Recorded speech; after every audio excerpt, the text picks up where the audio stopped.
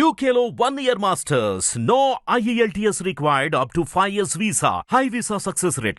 మన దేశంలో ఈ రాజ పరంపర ఉంది అనుకున్నాం. ఏది శ్రీరాముని యొక్క వంశావళి, శ్రీరాముని యొక్క పూర్వం నుంచి శ్రీరాముని పరం వరకు ఎప్పటి వరకు పాండవుల కాలం వరకు వంశావళి ఉందని, చంద్రవంశం ఉంది, చంద్రవంశంలో శ్రీకృష్ణ వంశం ఉంది, పాండవుల వంశం ఉంది, ఇలా చెప్పుకున్నాం. మన దేశంలో మాత్రమే కాదు, మన దేశం పక్క దేశాల్లో కూడా మన యొక్క ప్రాచీన సంస్కృతి సంబంధించిన సాక్ష్యాలు ఉన్నాయి. వాటిని కూడా మనం పరిగణలోకి తీసుకోవాలి. ఇప్పుడు కలిశకం ఒకటి ఉంది. కలియుగం ప్రారంభమై అయినటువంటి కాలం. ఈ కలియుగం ప్రారంభం అంటే ఇప్పుడు క్రీస్తు శకం లెక్క పెడుతున్నాం మనం ప్రస్తుత కాలంలో. క్రీస్తుకు పూర్వం ఏ శకం లెక్క పెట్టేవాళ్ళు అంటే, క్రీస్తు శకం లెక్క పెట్టడం అనేది ఆంగ్లేయులతో వచ్చింది.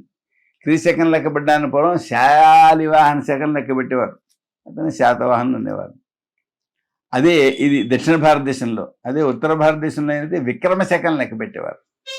ఏమండి, ఈ విక్రమ శకం లేదా శాలివాహన శకం, క్రీస్తు శకం ఇవన్నీ కూడా ఏదో కొంచెం కాలం తేడాతో ప్రారంభమైన శకాలు ఇవి. కానీ అంతకంటే పూర్వకాలంలో లెక్కపెట్టే శకం ఏమిటిది? దాన్ని కలిశకము అని అంటారు. అంటే కలియుగం ప్రారంభమై ఎంతకాలమైంది అనేది లెక్కపెట్టేవారు. కలియుగ ప్రారంభం క్రీస్తు శకం ప్రారంభమయ్యే సమయానికి ముందు కలిశకం కలియుగారంభ కాలం ఎంతంటే 3102 సంవత్సరాలు. అంటే శ్రీకృష్ణమూర్తి నిర్యాణాన్ని పొందిన తరువాత ప్రారంభమైనటువంటి శకం కలిశకం. ఆ శకానికి జయాభ్యుదయ యుధిష్ఠిర శకం అని కూడా పిలుస్తారు.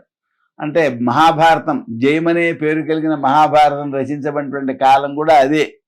ఏమండి, ఆ శకం కూడా అదే. అంటే క్రీస్తు పూర్వం 3102 సంవత్సరాలు అని చెప్పని అర్థం. ఇప్పుడు ఈ మాట ఎందుకు చెప్పాను అంటే, మన దేశంలో ఎలా అయితే ఈ కలిశకం లెక్కబెట్టబడుతుందో ఇదే విధంగా నేపాల రాజవంశావళిలో కూడా కలిశకం లెక్క పెట్టబడుతోంది. నేపాల రాజవంశావళిలో విశేషం ఏంటంటే, కలిశకానికి పూర్వం నుండి కూడా వాళ్ళ యొక్క రాజవంశాలు లభిస్తున్నాయి. కలిశకం 3000 సంవత్సరానికి పైగా నేపాల రాజుల యొక్క చరిత్రలు ఉన్నాయి. ఏమండి, దానిలో కొన్ని విషయాలు మనం చెప్పుకుందాం ఇప్పుడు. ఎందుకంటే మనం ప్రాచీన భారతదేశ చరిత్ర ఉంది అని చెప్పడానికి నేపాల్ రాజవంశావళి కూడా ఒకనొక ప్రమాణం అవుతోంది, గొప్ప ప్రమాణం. ఎలాగా? నేపాల్ దేశాన్ని పాలించిన 5వ వంశం రాజవంశం సూర్యవంశం. సూర్యవంశం అంటే ఏంటి? రామచంద్రమూర్తి వంశమే. రామచంద్రమూర్తి వంశంలో కొందరు నేపాల దేశాన్ని పాలించారు. ఏమండి, ఆ వంశంలో మొదటి ఆయన పేరు భూమివర్మ. ఆయన కలిశకం 1389 సంవత్సరంలో పట్టాభిషేకాన్ని పొందాడు. ఇది నేపాల రాజవంశావళిలో ఉంది. ఏమండి, ఆ గ్రంథంలో ఆయా రాజవంశాలు పరిపాలించిన కాలాలని కలియుగాబ్దాల్లో చెప్పారు. ప్రధానంగా గుర్తుంచుకోవాలి, మనకు కలియుగాబ్దం ఉంది, వాళ్ళకి కలియుగాబ్దం ఉంది. మనకు సూర్యవంశం వాళ్ళు పాలించారు, అక్కడ సూర్యవంశం వాళ్ళు పాలించారు. సూర్యవంశం వాళ్ళు అంటే శ్రీరాముని యొక్క వంశం వాళ్ళే. అంటే ఇదే సంస్కృతి నేపాల్లో ఉంది. ఇదే సంస్కృతి ఉండడమే కాదు, ఇది 5000 సంవత్సరాల నుంచి ఉంది, అంతకు ముందు కూడా ఉంది.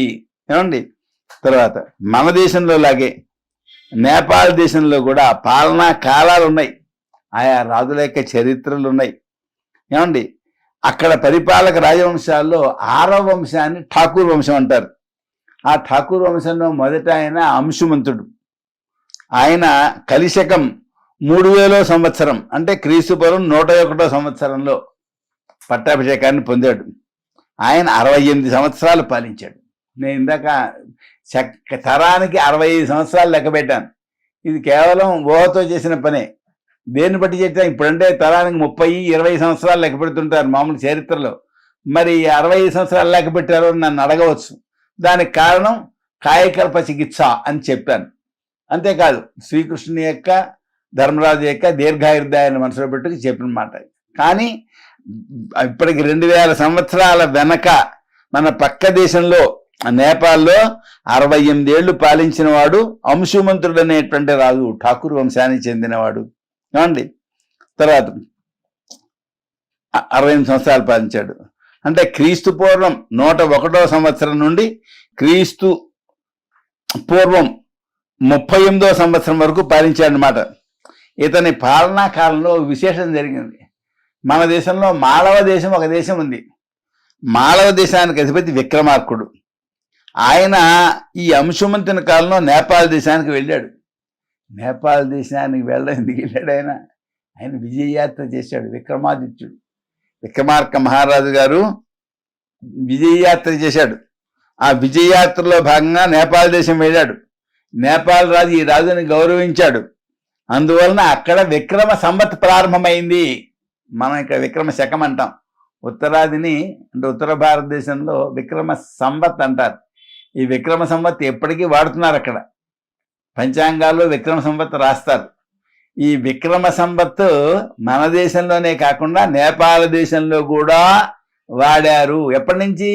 విక్రమార్క మహారాజు కాలం నుంచి. ఎందుకు వాడారు? ఈ మహారాజు అక్కడికి వెళ్ళాడు, విజయాన్ని సాధించాడు. అందువల్ల విక్రమశకం ప్రారంభమైంది. విక్రమశకం అంటే క్రీస్తు పూర్వం 57వ సంవత్సరం. ఇప్పుడు చూడండి మనకి ఎంత అద్భుతమైన చరిత్ర దొరుకుతుందో. ఓ పక్క నేపాల్ రాజవంశావళి, అది దాంట్లో సూర్యవంశం, వాళ్ళు కలిశకం ప్రారంభించి ఉండడం, అక్కడ హిందూ ధర్మమే పాటించబడడం. అంతేకాకుండా క్రీస్తు పూర్వం 57వ సంవత్సరంలో ఉండే విక్రమార్కుడు అక్కడికి వెళ్ళి విక్రమ సంవత్తు ప్రారంభించడం. ఆ విక్రమ సంవత్తు మన దేశంలో కూడా ఇప్పటికీ ఉత్తర భారతదేశంలో వాడుకలు ఉన్నాం. దీనికి ఆధారం ఏంటి? ఇండియన్ యాంటిక్విటీ వాల్యూమ్ 13 చూడండి. దాంట్లో 411 పేజీ నుండి 428 వరకు ఈ విషయాలన్నీ కూడా ఉన్నాయి. ఏమండి, ఏది?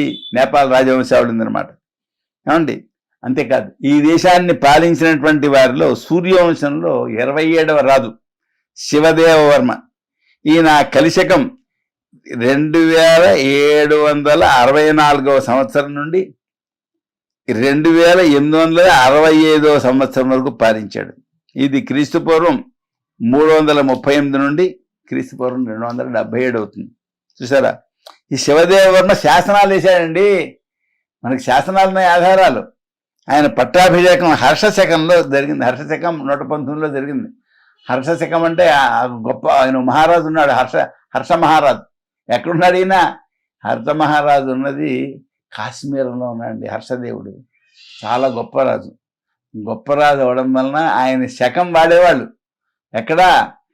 కాశ్మీరంలో మాత్రమే కాదు, భారతదేశంలో కూడా వాడేవాళ్ళు. అప్పట్లో భారతదేశంలో వాడినట్టే ఈ నేపాల్లో కూడా హర్షశకం వాడారు. ఆ హర్షశకం 119వ సంవత్సరం ఇది జరిగింది. అయితే మన దేశ చరిత్రలో 48 తరాల రాజుల్ని పక్కకి పెట్టేసి అంధయుగాన్ని సృష్టించిన మహానుభావులు ఉన్నారు కదా, బ్రిటిష్ వాళ్ళు అక్కడ కూడా చేపెట్టారు. చేపెట్టి ఏం చేశారు? క్రీస్తు శకం 606వ సంవత్సరంలో హర్షశిలాదిత్యుని శకము అని పెట్టారు. క్రీస్తు శకం 606వ సంవత్సరంలో హర్షశిలాదిత్యుని శకం అంటూ ఏం లేదు ఇక్కడ. హర్షశకం ఎక్కడ ఉంది? నేపాల్లో ఉంది. హర్షశకం ఎక్కడ ప్రారంభమైంది? కాశ్మీర్లో ప్రారంభమైంది. శ్రీహర్షుడు ఆయన చరిత్ర ఎక్కడ ఉంది? ఆయన చరిత్ర నేపాల రాజవంశావళిలో ఉన్నది. కనుక వీళ్ళు ఇది కల్పించారు. ఇది కల్పించి ఏం చేశారు? ఈ శివదేవ వర్మ క్రీస్తు శకం 725వ సంవత్సరంలో పట్టాభిషేకాన్ని పొందాడు అని చెప్పి కల్పన చేశారు. చూసారా ఎన్ని కల్పనలు చేశారు వాళ్ళు? అంటే మన దేశ చరిత్రను మార్చేసినట్లే నేపాల్ రాజవంశావళి కూడా మార్చేశారు. మార్చేసి నేపాల్ రాజవంశావళిలో కలియుగాబ్దాలు తప్పుపడ్డాయి అని చెప్పి ఆరోపించారు. ఏమండి, ఎప్పటి నేపాల్ రాజవంశావళి, ఎప్పటి రాజతరంగిణి, ఆ దాంట్లో ఉన్న విషయాలు తప్పని వీళ్ళకి ఎలా తెలిసింది చెప్పండి? పేర్లు మార్చి అక్కడ ఎప్పుడో ప్రాచీనుడైన శ్రీహర్షుడు అక్కడ ఉంటే కాశ్మీరంలో ఆ హర్షశకం పడుతుంటే దాన్ని తీసుకువచ్చి క్రీస్తు తర్వాత శిలాదిత్యుడికి కాలానికి కట్టి ఆ విధంగా వాళ్ళు చేశారు. నిజానికి 7వ శతాబ్దిలో హర్షశకం అంటూ వేరే లేదు అండి. కనుక మన దేశ చరిత్రలో మార్చినట్టే అక్కడ కూడా వాళ్ళు మార్పు చేశారు, బుద్ధిపూర్వకంగా చేశారు.